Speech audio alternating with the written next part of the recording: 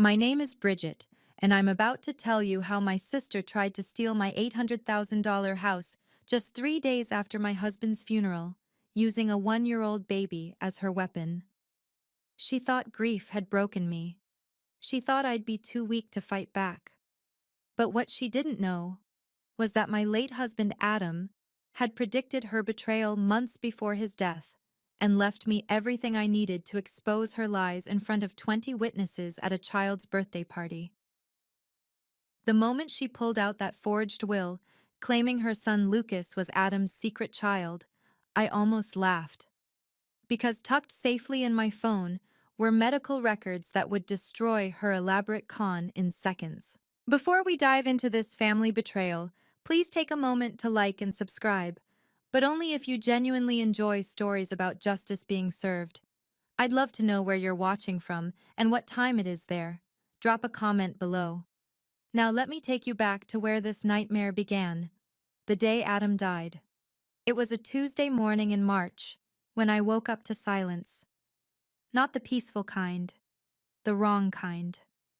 The kind that makes your heart stop before your brain catches up. Adam always snored softly, a sound I'd complained about for 12 years of marriage. That morning, there was nothing. Adam? I touched his shoulder. Cold. Too cold. The aneurysm had taken him in his sleep. One moment he was there, the next, gone. No warning, no goodbye, just silence. The next few days blurred together, funeral arrangements, flowers, casseroles from neighbors, and Cassandra, my younger sister, suddenly everywhere. "I'll handle the caterers," she said, taking my phone before I could respond. "You need to eat," she insisted, pushing another plate at me. "Where does Adam keep the important papers?" she asked on day 2, rifling through his home office. I was too numb to question her sudden helpfulness. Cassandra and I had never been close. She'd always resented that I married well, that Adam and I had built something solid while she jumped from one failed relationship to another. But grief has a way of making you stupid, making you grateful for any hand that reaches out. "The lawyers will need the deed to the house," she said, opening drawers in Adam's desk. "And his will. You know where he kept the will, right?" "Everything's in the bank safety deposit box," I mumbled, not really paying attention. Adam was meticulous about that stuff. She paused, her hand frozen on a drawer handle. "Everything?" "He said it was safer there. Said he'd seen too many families torn apart by missing documents." Cassandra's jaw tightened for just a second. Then she smiled, that practiced real estate agent smile she used on clients. Smart man, always thinking ahead. What I didn't tell her was that Adam had given me very specific instructions about those documents. 3 weeks before his death, he'd sat me down, completely serious. "If anything happens to me," he'd said, "don't let anyone pressure you about money. Not even family, especially not family." I'd laughed it off then. Adam was only 40, healthy, successful. We had time. We didn't. The day after the funeral, Cassandra showed up at my door at 7 a.m. with coffee and Lucas on her hip. "You shouldn't be alone," she announced, pushing past me into the kitchen. Lucas missed his Aunt Bridget. Lucas was adorable, all chubby cheeks and grabbing fingers. But something felt off about Cassandra's sudden sisterly concern. She'd barely visited in the past year, and now she was here every day. "You know," she said, settling Lucas in his high chair. "Adam always loved Lucas. Said he reminded him of himself at that age." I frowned. "Adam barely saw Lucas. You guys came to, what, 2 dinners last year?" "Oh, he saw him more than you knew." She busied herself with Lucas's breakfast, not meeting my eyes. "Adam was very generous with his time." The way she said generous made my skin crawl. "Speaking of generous," she continued, "have you thought about what you'll do with this big house, all alone? It must be worth, what, $800,000 now? Maybe more?" "I'm not selling." "Of course not. Not right away. But eventually, I mean, the maintenance alone must be crushing, the property taxes, the utilities." She pulled out her phone, suddenly all business. "I ran some numbers. You could clear $400,000 easy after the mortgage." There is no mortgage, we paid it off last year. Her eyes lit up like a slot machine hitting jackpot. Really? The whole thing? Adam got a huge bonus from the software company acquisition. We celebrated by burning the mortgage papers in the backyard. The memory stung. We'd danced around that little fire like idiots, drinking champagne straight from the bottle. So you own it free and clear. Cassandra's voice had a strange edge. That's That's wonderful, Bridget. Really wonderful. She stayed another hour, asking about life insurance, retirement accounts, Adam's investment portfolio. Each question dressed up as concern, but feeling more like an inventory. As she packed up Lucas's things, she paused at the door. Oh, Lucas's first birthday party is this Saturday. You should come. It'll be good for you. Get you out of the house, see people. I don't know if I'm ready for a party. It's not a party, just family and close friends. Please, Lucas would want his aunt there. She squeezed my hand. We're family, Bridget. We need to stick together now. I should have heard the threat in those words, but all I heard was my little sister, finally trying to bridge the gap between us. Okay, I said. I'll come. That night, I sat in Adam's office, surrounded by the ghosts of our life together. Every corner of this house held a memory. The kitchen island where he'd proposed over Chinese takeout. The master bathroom we'd renovated ourselves, fighting over tile colors. The spare bedroom we'd painted yellow, then repainted white, when the fertility treatments failed. This house wasn't just property. It was our entire marriage, built into walls and floors. $800,000. That's what Cassandra saw when she looked at my home. A number on her real estate calculator. But for me, this was where Adam taught me to make his grandmother's lasagna, where we slow danced to Sam Cooke at 2 a.m. when neither of us could sleep, where he held me through 3 miscarriages and whispered that we were enough, just the two of us. I pulled out our financial folder. Adam had insisted on paper copies of everything. Our savings, $50,000, life insurance, $250,000. Enough to live on for a while, but not forever. At 38, I had decades ahead of me. The house was my security, my stability. If I lost it, I'd lose everything. My phone buzzed. Cassandra again. Just thinking, you should probably get Adam's will from the bank before Saturday. You know, just to have everything sorted, peace of mind. Why Saturday? Why before Lucas's party? Another text. Mom's been asking about your plans. She's worried about you rattling around in that big house alone. Then another. BTW. Lucas has been saying Dada a lot lately. Isn't that sweet? Even though his father's not around. That last text made me pause. Cassandra had never told anyone who Lucas's father was. She'd shown up pregnant 18 months ago, refused to name the dad, and had Lucas on her own. Mom had theories. A married man, probably. Someone who couldn't or wouldn't claim the baby. But why mention it now? I walked to the window, looking out at the backyard where Adam and I had burned those mortgage papers. He'd been so happy that night. But also, relieved? Like we'd crossed some finish line I didn't know we were racing toward. Always keep the receipts, Bridget, he'd said that night, holding me close. Always keep proof of what's yours. At the time, I thought he meant the house papers. Now, standing in his empty office, I wondered if he'd meant something else entirely.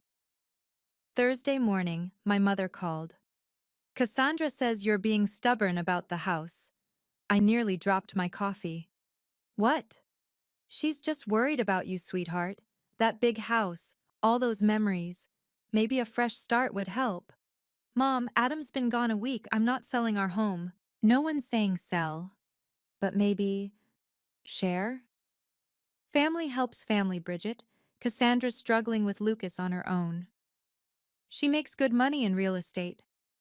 The market's been slow. Mom's voice took on that tone, the one she'd used my whole life when defending Cassandra. And raising a baby alone is expensive. You and Adam never had children. You don't understand the costs. That stung exactly where she'd aimed it. Besides, Mom continued, Adam would want you to help. He was always so generous. How would you know what Adam wanted? A pause. Cassandra mentioned he'd been helping her, with Lucas. Helping how? Oh, you know, advice, support. He understood what it was like for her. My hand tightened on the phone. Adam barely knew Lucas. Men don't always share everything with their wives, sweetheart. The implication hung there like a bad smell. I wanted to scream at her, defend Adam, defend our marriage. But Mom had already moved on. Just come to the party Saturday. Family should be together right now.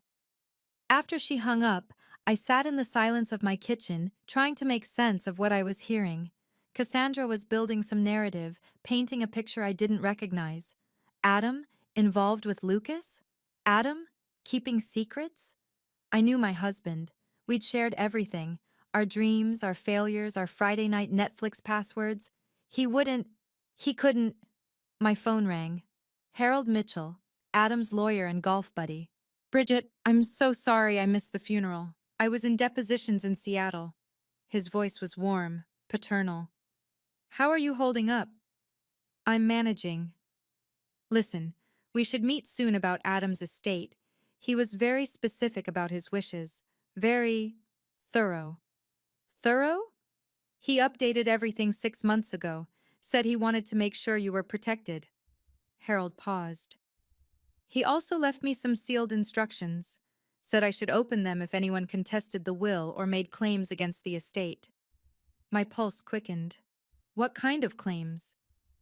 He didn't specify, but Adam was one of the most careful men I knew. If he thought something might happen, Harold trailed off. Can you come by Monday?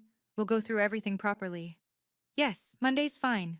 But even as I agreed, I knew Monday might be too late. You know, as I tell this story, I realize how many red flags I missed in my grief.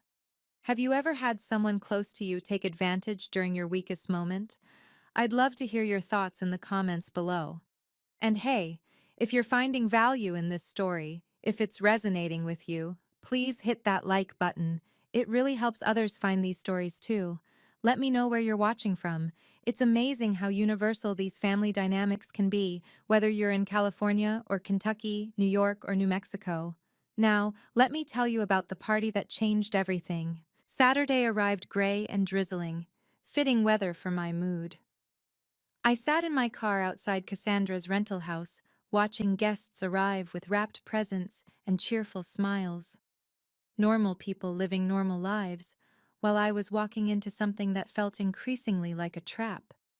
Inside, the living room was transformed into a circus theme. Bright balloons, a banner reading, "Lucas is one," and about 20 people I half recognized.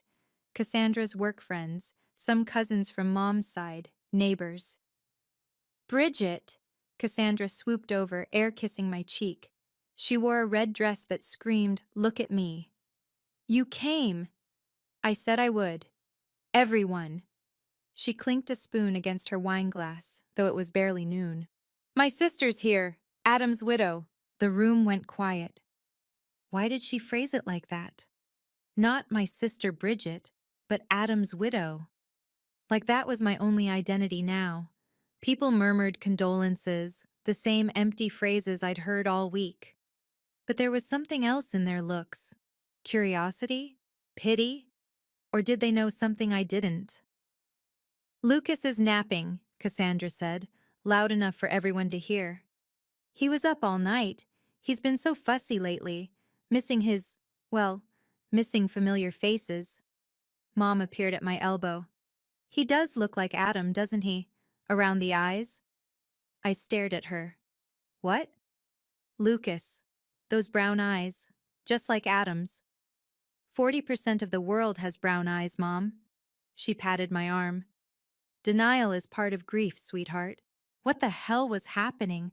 I felt like I'd walked into a play where everyone knew their lines except me. My phone buzzed. Harold Mitchell. Tried calling. Important, you know. Adam had medical procedures documented. Call me. Before I could step outside to call him back, Cassandra clinked her glass again. Everyone, before we wake Lucas for cake, I have an announcement. The room fell silent. She stood in the center, that real estate smile plastered on her face, but her eyes were sharp as glass. This has been a difficult week for our family. Losing Adam so suddenly. She dabbed at her eyes, though they were dry. But I believe in truth, in honesty, even when it's painful. My stomach dropped. Whatever was coming, she'd rehearsed it. This was why she'd wanted me here, surrounded by witnesses. There's something you all need to know, she continued. Something about Lucas's father. Lucas's father, Cassandra said, pausing for maximum drama, was my sister's husband, Adam. The room exploded. Gasps, whispers, someone actually dropped a glass. All eyes turned to me, waiting for my reaction. Denial? Rage? Collapse? I stood perfectly still, my face blank. That's impossible. I know this is shocking. No, I mean it's literally impossible. Cassandra's smile tightened. Bridget, I understand you're in denial. Adam had a vasectomy 2 years ago. Now it was Cassandra's turn to freeze, but only for a second. Vasectomies can fail, she said smoothly. It happens more than people think. With a zero sperm count confirmed twice by lab tests? A murmur rippled through the crowd, but Cassandra wasn't done. She pulled out her phone, swiping to something. I have texts from Adam. She held the phone up, though no one could read it from where they stood. Planning meetings, talking about Lucas. Show me. She clutched the phone to her chest. These are private. You just announced to 20 people that you slept with my husband. Privacy went out the window. I kept my voice level, professional. The voice I used in financial meetings when someone tried to bullshit numbers. She showed me the screen. Generic texts. Can we meet? How's Lucas? No contact name, no photos, timestamps that could have been edited. These could be from anyone. But they're not. She was getting desperate now, her voice climbing. And I have more proof. Adam provided for Lucas. He wanted to make sure his son was taken care of. She reached into her purse and pulled out a manila envelope. His will, she announced, leaving Lucas his rightful inheritance. The room held its breath. Mom stepped forward, her face pale. Even she hadn't expected this. Cassandra opened the envelope with shaking hands, pulling out official-looking papers. It states clearly that Lucas Adam Morrison, yes, I gave him Adam's middle name, is to receive half the value of the marital home, $400,000. When did Adam supposedly write this will? I asked. 3 months ago, right after Lucas started walking, Adam said, he said seeing his son's first steps changed everything. I almost laughed. Almost. Because 3 months ago, Adam and I were in Hawaii for our anniversary. 10 days on Maui, completely offline, celebrating 12 years together. But I didn't say that. Not yet. Instead, I said, may I see the will? 3 months ago. The timeline Cassandra had chosen was perfect, actually, if you didn't know the details of our life. As I reached for the will, a memory surfaced. Adam in our hotel room in Maui, laptop open despite our no-work rule. Just one thing, he'd said. Harold needs some signatures. Can't it wait? He'd looked at me strangely then. It's about protecting you, about making sure no one can ever challenge what's ours. I'd laughed, kissed his forehead. Who would challenge anything? We don't have enemies, Adam. Sometimes, he'd said quietly, the people who hurt us most are the ones we'd never suspect. Now, standing in my sister's living room with 24 eyes on me, those words felt prophetic. Actually, I said, not taking the papers yet, before I look at this will, can you tell me which lawyer prepared it? Adam only worked with Harold Mitchell at Mitchell and Associates. Cassandra's eye twitched. He used someone else for this. For discretion. What firm? Does it matter? Legal documents always matter. I finally took the papers, noting how Cassandra's hands trembled as she released them. The will was impressive, Professional letterhead from Johnson Legal Services.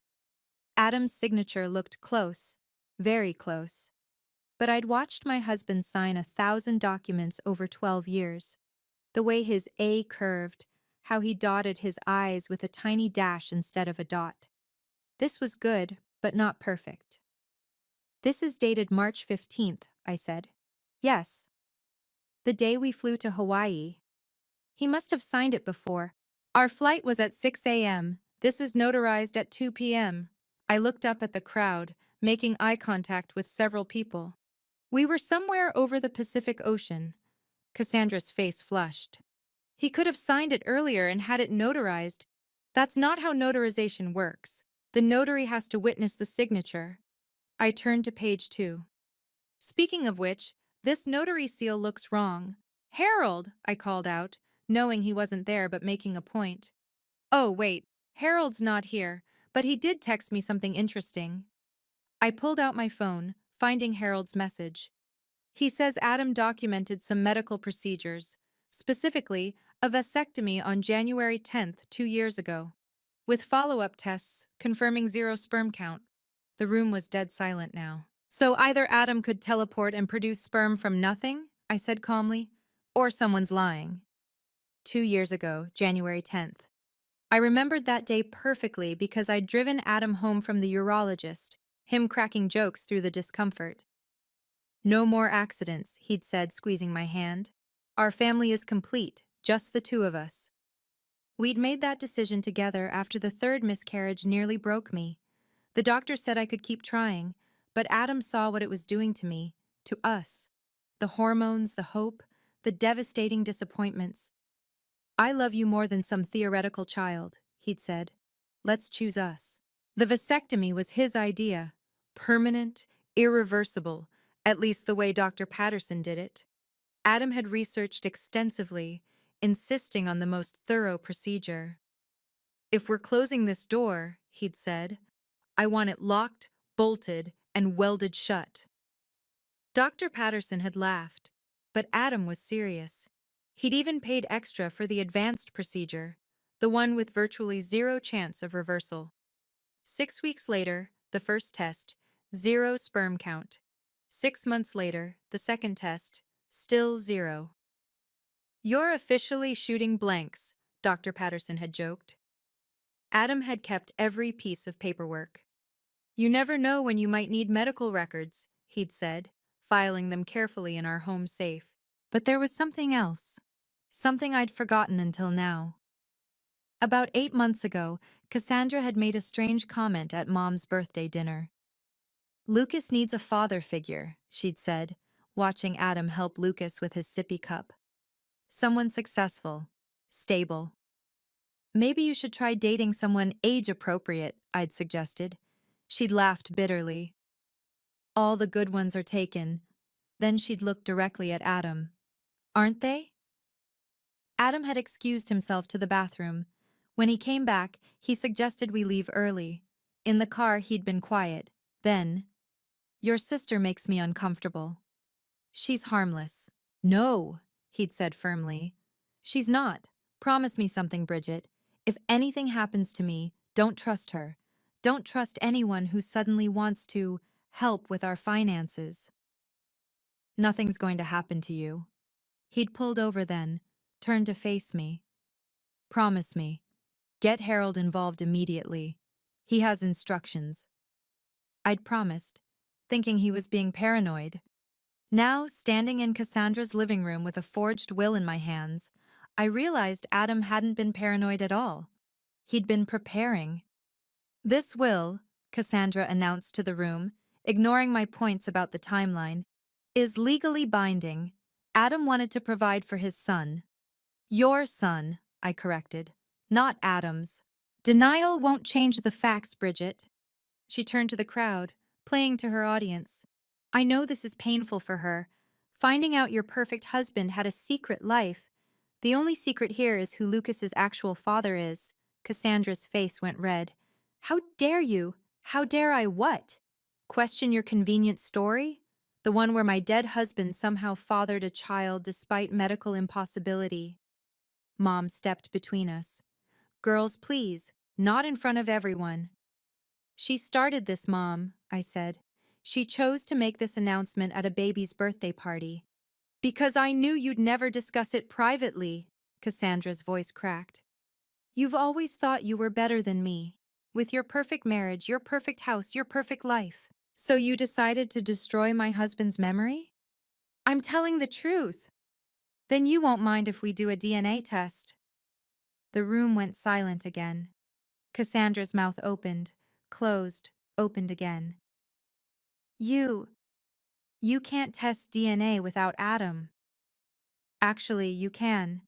Adam's parents are still alive. Grandparent DNA tests are standard in estate disputes. I was bluffing. I had no idea if Adam's parents would agree, but Cassandra didn't know that. That's invasive, unnecessary. Not if you're claiming $400,000 of my property. One of Cassandra's work friends whispered something to another.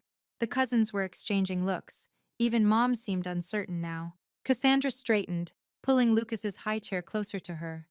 The will is clear, and it's notarized. That's all that matters legally. By Johnson Legal Services? I pulled out my phone. Let me Google them real quick. Don't. Oh, interesting. No law firm by that name is registered in our state. I showed the screen to the nearest guests. Or any surrounding state. Maybe I got the name wrong. You just said it was notarized. The notary's name is right here. Patricia Johnson. Let me check the state notary database. I typed quickly. No Patricia Johnson registered as a notary in the past 5 years. The murmur in the room grew louder. Someone said, "That's fraud." Another whispered, "Forging legal documents is a felony." Cassandra's hands were shaking now. "You're lying. You're making this up because you can't accept—" "I'm stating facts, unlike you." "Even if the vasectomy is real," Cassandra said desperately, "procedures fail. Lucas exists. He's here. He's real." "No one's denying Lucas exists. Just your story about his father." The room was dividing now. Some guests edging toward the door, others leaning in for the drama. Mom stood frozen between us, her face pale. "Bridget," one of the cousins said gently, "maybe you should go. This is Lucas's party. That she invited me to specifically for this ambush." "It's not an ambush. It's the truth." Cassandra was almost screaming now. "Adam loved me. He chose me." "He chose you?" I laughed. But it wasn't cruel, just tired. "Adam couldn't stand you. He thought you were manipulative and greedy." "You're lying." "Am I? Remember last Christmas? You got drunk and tried to sit on his lap? He literally pushed you off and left the room." Several people gasped.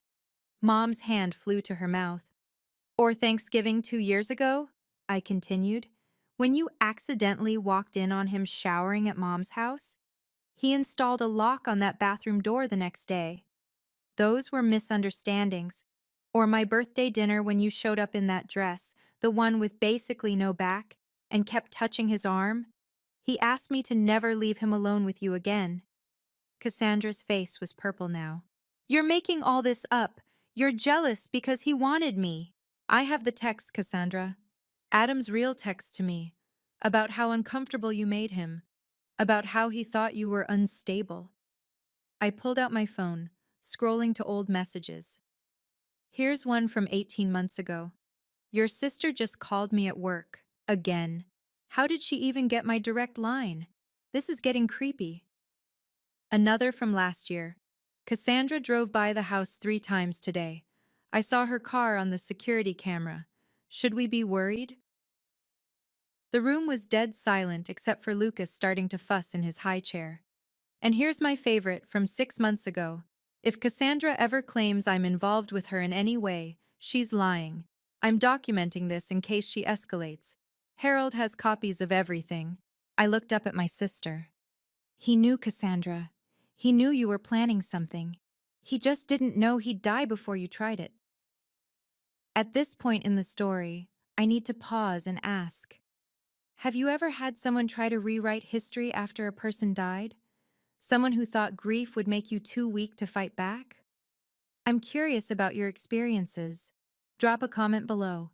And if this story is resonating with you, if you're feeling that satisfaction of watching truth come to light, please hit that like button. It helps more people find these stories of standing up for yourself. Now, let me tell you how Adam protected me from beyond the grave, and how my sister's lies finally completely unraveled. I set my phone down and looked directly at Cassandra. Now, about this will, should we call the police about the forgery? Or would you like to admit the truth first? I. I. She was cornered, and everyone could see it. Let me make this easier, I said, pulling up another number on my phone. Harold Mitchell is Adam's actual lawyer. He has Adam's real will, properly executed and notarized. Should I call him? No! The word exploded out of her. Why not? If your will is real, there's no problem. The room watched like we were a tennis match, back and forth, truth against lies. The notary might have made a mistake with the seal, Cassandra tried weakly. And the law firm that doesn't exist? I could have gotten the name wrong. And Adam signing it while flying over the Pacific? She was crying now, but they weren't tears of grief. They were tears of someone caught. You don't understand, she sobbed. I'm drowning. Lucas needs so much and I can't afford it all. The rent, the daycare, the formula. So you tried to steal my house? It's not stealing. You have everything. The house, the life insurance, the savings. Adam had so much, and Lucas has nothing. Lucas has a mother who should get a better job instead of committing fraud. Mom finally spoke. Cassandra, is this will real? My sister's silence was answer enough. Oh my God, Mom whispered. You forged legal documents? You lied about Adam? I needed the money. Then ask for help, I said. Don't create elaborate lies about my dead husband. You wouldn't have helped me. You're right, I wouldn't have given you $400,000. But I might have helped with Lucas's daycare, or groceries, if you'd asked instead of scheming. One of the guests, a lawyer from Cassandra's office, spoke up. Cassandra, if this will is forged, you could be disbarred. You could go to prison. The reality finally hit her. She collapsed into a chair, sobbing for real now. I looked around the room at all these witnesses. I want everyone here to remember this moment. Remember what she tried to do, because I'm done protecting her from consequences. I picked up my purse, then paused. Oh, and Cassandra? Harold has been recording this entire conversation. He's on speakerphone in my pocket. Say hi, Harold. Hello, everyone. Harold's voice came through clearly. I've documented everything for the potential fraud case. You were recording this? Cassandra shrieked. That's illegal. Actually, Harold's voice came through my phone. In our state, only one party needs to consent to recording. Bridget consented. And given that you announced your fraudulent claims in a public setting with 20 witnesses, you have no expectation of privacy. I pulled the phone out, switching off speaker but keeping Harold on the line. Now, I said, let's discuss the actual facts. Harold, would you mind sharing what Adam documented? Certainly. Adam underwent a vasectomy on January 10th, 2 years ago, performed by Dr. Patterson at Valley Urology. The procedure was specifically a bilateral vasectomy with fascial interposition and cauterization, the most permanent form available. Several guests looked confused, so Harold simplified. It means there's zero chance of reversal without major surgery, which Adam never had. But more importantly, Harold continued, Adam had follow-up tests, 2 of them. Both showed complete azoospermia, 0 sperm count. The chances of him fathering a child after that are essentially impossible. Tests can be wrong, Cassandra started. Which is why Adam had them done at 2 different labs, Harold cut her off. He also had a 3rd test done 6 months ago when you started making comments about Lucas looking like him. Still 0. The room collectively turned to stare at Cassandra. He knew, she whispered. He suspected you might try something, Harold said. That's why he updated his will 6 months ago with very specific language. He also wrote a sealed letter to be opened if anyone contested his estate or made claims of paternity. What does the letter say? Mom asked quietly. I can't share the full contents without Bridget's permission, but I can say this. Adam documented every inappropriate interaction with Cassandra over the past 2 years. Every unwanted advance, every suspicious comment, every time she showed up at his office uninvited. Cassandra's work friends were backing away from her now. The cousins looked horrified. Even Mom had stepped away. He also included security camera footage, Harold added, of Cassandra attempting to enter their house when no one was home, 3 separate occasions. I was checking on things, Cassandra protested. With the spare key you had made without permission? I asked. Yeah, we knew about that too. Adam changed the locks and installed cameras because of you. Lucas started crying, the only innocent person in this mess. Despite everything, I felt sorry for him. None of this was his fault. Harold, I said, can you come to the house? I think we need to handle this formally. I'm actually in my car outside. I thought you might need backup. The room stirred. Cassandra's face went white. 2 minutes later, Harold Mitchell walked in, 62 years old, silver-haired, carrying the authority of 40 years in law. He had a briefcase and a presence that made everyone stand a little straighter. Ms. Morrison, he addressed Cassandra formally, I need you to understand the seriousness of your actions. Forging a will is a Class C felony in this state. It carries up to 5 years in prison and $10,000 in fines. I didn't. You presented a forged document with intent to commit fraud. 20 witnesses saw you. He pulled out a folder. This is Adam's actual will, executed properly 6 months ago. Would you like me to read the relevant sections? Cassandra said nothing. Harold opened the document. To my wife, Bridget Morrison, I leave the entirety of my estate, including but not limited to our home at 445 Maple Drive, all bank accounts, investment portfolios, and personal property. He flipped a page. There's also this addendum. I specifically state that I have no children, biological or adopted. Any claims to the contrary are false. I have medical documentation to support this. But there's more, Harold continued. Adam included a provision about fraudulent claims. He read, should anyone attempt to claim paternity or present forged documents regarding my estate, I direct my executor to pursue full legal action, both criminal and civil. The room was tomb silent. As executor, Harold said, I'm obligated to follow Adam's wishes. However, Bridget, as the primary beneficiary, you have some say in how we proceed. All eyes turned to me. I could destroy Cassandra, press charges, pursue the fraud case, probably send her to prison. Lucas would grow up with his mother in jail. But I thought about Adam. What would he want? Not revenge, but protection. Not cruelty, but justice. Here's what's going to happen, I said. Cassandra, you're going to write a full confession about the forged will. Harold will keep it on file. If you ever come near me, my property, or make any claims against Adam's estate again, Harold will take that confession to the police. That's blackmail. That's mercy, Harold corrected.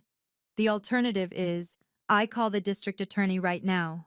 Cassandra looked around the room desperately, searching for an ally, but everyone had stepped back, creating a circle of space around her like she was contagious. Mom? She pleaded. Mom shook her head slowly. How could you? Using your own son in a lie? Trying to steal from your grieving sister? I was desperate. You were greedy, Mom said flatly. You've always been jealous of Bridget. But this is beyond anything I imagined you capable of. Fine, Cassandra exploded. You want the truth? Yes, I forged the will. Yes, I lied about Adam. But you all bought it, didn't you?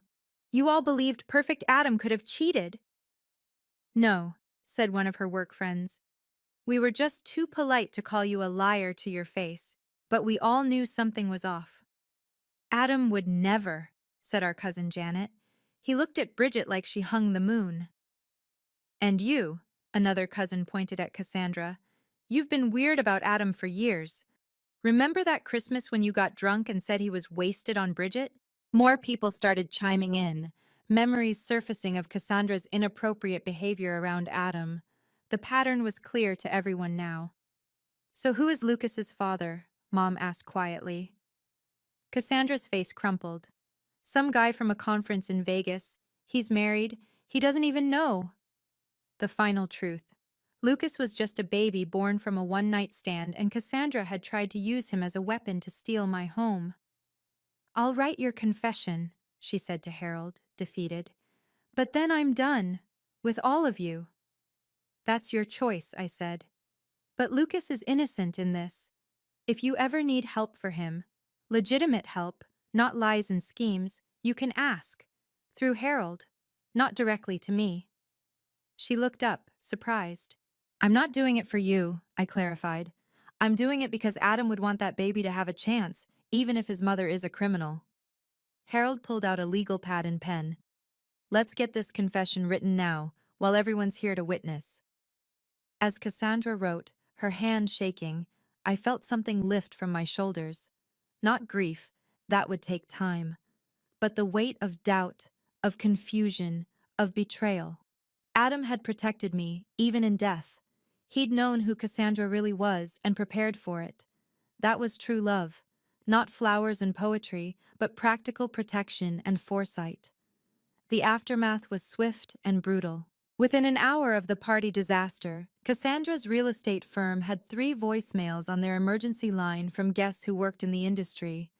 By Monday, she was on administrative leave, pending an ethics review. Forging legal documents, even outside of work, was grounds for losing her real estate license. Mom called me that night, crying. I'm so sorry, Bridget.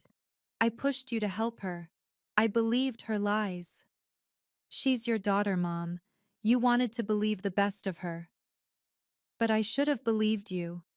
Adam was a good man, the best son-in-law I could have asked for. She paused. I told Cassandra she's not welcome at my house anymore. Not until she gets help. The family chose sides quickly. Most sided with me. The evidence was too overwhelming. But a few, the ones who always enabled Cassandra, tried to argue I should have handled it privately. She humiliated herself, I told them. She chose the venue, the audience, the lies. I just provided the truth. Harold filed the confession with multiple safeguards.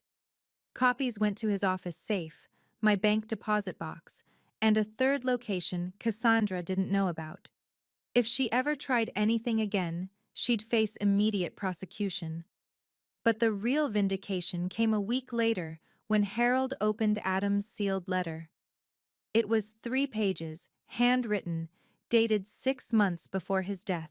My darling Bridget, it began, if you're reading this with Harold, it means Cassandra has tried something, and I'm not there to protect you. I'm sorry for that, but I'm not sorry for preparing for it. He detailed everything, every uncomfortable encounter, every suspicious question about our finances, every time she'd joked about what would happen if something happened to him. She once asked me completely seriously if I'd ever considered having an affair. When I said absolutely not, she said, "But what if Bridget never found out?" That's when I knew she was dangerous. The letter continued. I've taken precautions. The vasectomy was partly about us choosing our path, but also insurance against any claims. I've documented everything. Harold has video files, emails, even a recording of her propositioning me at last year's Christmas party. You are the only woman I've ever loved, will ever love. Don't let anyone, especially Cassandra, make you doubt that. I chose you every day for 12 years. I choose you still. I cried reading it. Not from sadness, but from the sheer relief of being known, protected, loved so thoroughly. 3 weeks after the party, I made a decision that surprised everyone, including myself. I sold the house, not because Cassandra had tainted it, but because Adam and I had built that life together. Without him, it was just walls and memories. I found a smaller place, still nice but more manageable, the kind of place where I could start fresh. The sale netted 820,000. The market had gone up. I put most of it into investments, following the plan Adam and I had made years ago. But I did something else too. I set up a college fund for Lucas, $50,000, locked until he turned 18, with one condition. Cassandra could never touch it. Harold would oversee it, and Lucas would only get access if he went to college or trade school. Why? Mom asked when I told her. Because Lucas didn't choose his mother. He didn't choose to be used as a weapon, and Adam would have wanted to help an innocent kid, even if he couldn't stand the kid's mother. Cassandra found out through Mom. She tried to refuse it, pride probably. But when Harold explained she had no say in it, that it was between me and Lucas's future, she broke down.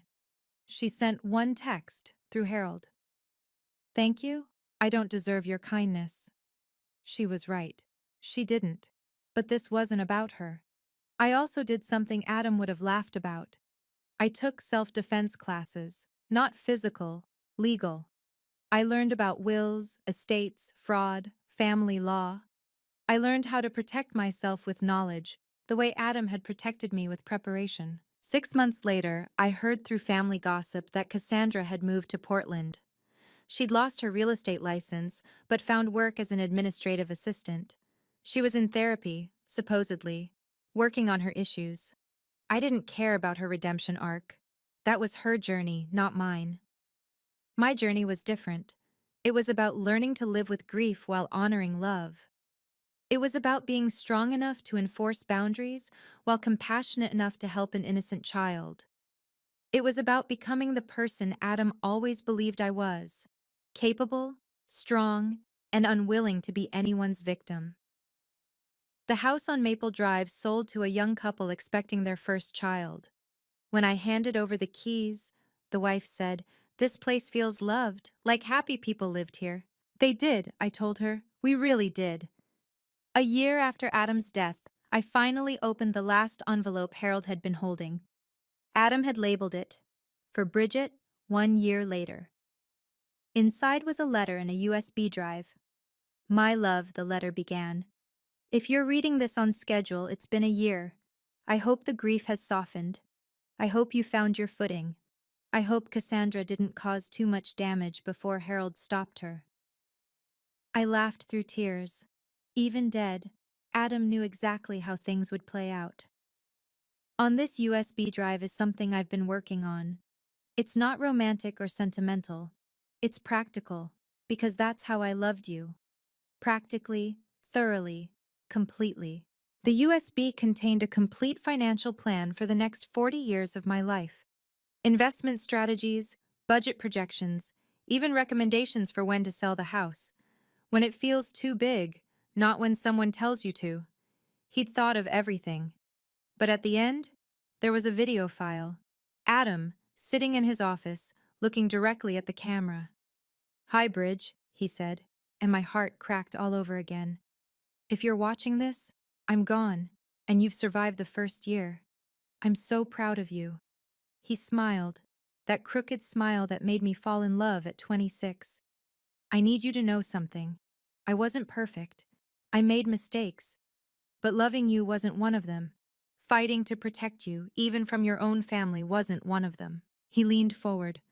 "Cassandra is going to try something. I don't know what, but she's been escalating. The way she looks at our life, our home, it's not normal. So I've prepared everything Harold needs to stop her. But here's the important part. After you stop her, after you protect what's ours, I need you to let it go. Don't carry anger. Don't let her poison your future. Set your boundaries, enforce them, but then live your life." He paused, looked down, then back up. "Find happiness again, Bridget. Date someone when you're ready. Travel to all those places we planned to see. Take the cooking class you always talked about. Live, because that's what love is, wanting the person you love to be happy, even when you can't be there to see it." The video ended with him reaching toward the camera saying, "I love you, Bridge. Always." I watched it 3 times, crying less each time. Then I signed up for that cooking class. That was 2 years ago. I'm 40 now, living in my cozy townhouse, working as a financial advisor specializing in estate planning, helping other families avoid what I went through. I never spoke to Cassandra again. Mom tells me she's doing better, that therapy helped, that she's genuinely remorseful. Maybe that's true. But remorse doesn't erase betrayal, and forgiveness doesn't require reconciliation. Lucas will get his college fund in 15 years. Harold sends me annual updates. Just confirmation the fund is growing. I don't need to know more. Last month I went on my first date since Adam died. He's nothing like Adam. Quieter, more serious, owns a bookstore. Adam would have liked him, I think. We're taking it slow, but it feels like possibility. The lesson Adam taught me wasn't about protecting assets or documenting evidence. It was about love that thinks ahead, that plans for the worst while hoping for the best. It was about being strong enough to enforce boundaries and wise enough to know when to build them. True love doesn't just say, I love you. True love says, I've got you covered, even when I'm gone. So I'm curious, what would you have done in my situation? Would you have pressed charges against Cassandra? Or was letting her go the right choice? I still wonder sometimes. If this story resonated with you, if you've ever had to stand up to family who tried to take advantage, please share your experience in the comments. We're not alone in these battles. And if you think someone needs to hear this story, someone dealing with family betrayal or estate issues, please share it with them. Subscribe for more stories about standing up for yourself, setting boundaries, and finding strength in the hardest moments. Remember, document everything, trust your instincts, and never let anyone make you doubt your worth.